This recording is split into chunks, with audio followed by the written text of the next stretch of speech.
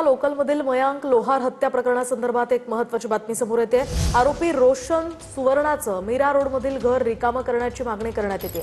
आरोपीचं भाडेतत्वावरचं हे घर रिकामं करण्याची मनसेनं मागणी केली आहे। गंभीर गुन्ह्यातील आरोपींना कोणताही आश्रय मिळू नये अशी मनसेची भूमिका आहे।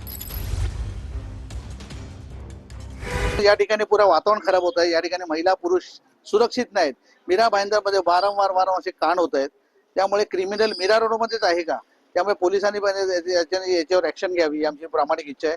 त्याचबरोबर या ठिकाणी जे फ्लॅट ओनर आहेत त्यांनी ताबडतोब त्या व्यक्तीला नोटीस द्यावी आणि ताबडतोब या ठिकाणी फ्लॅट करून जावं अशी त्यांनी आम्ही पत्राच्या माध्यमातून मागणी केली।